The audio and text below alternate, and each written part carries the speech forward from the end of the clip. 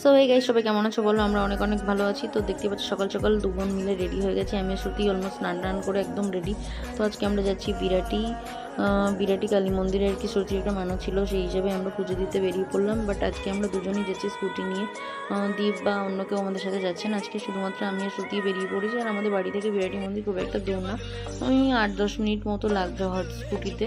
তো পৌঁছে গেছি।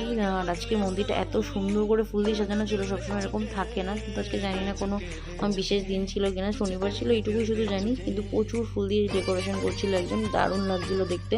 তো আমরা এখানে স্কুটিটা পার্কিং করে তারপরে এখান থেকে মায়ের ডালা নিচ্ছিলাম।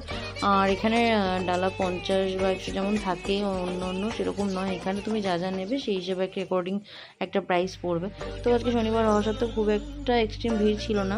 তো আমরা এখানে ডালা নিয়ে লাইনে দাঁড়িয়ে পড়েছি। তারপরে দেখো কিছুক্ষণের মধ্যে মায়ের দর্শন পেয়ে গেলাম, পুজো দেওয়া এখানে হয়ে গেল। আমি তারপরে প্রণাম করে নিচ্ছিলাম। আর এখানে অঞ্জলিও দেওয়া যায়, সবাই অঞ্জলি দিচ্ছিল। তো আমরাও মানে নিজেদের ভিডিও তো করতে পারিনি, বাট অঞ্জলি দিলাম।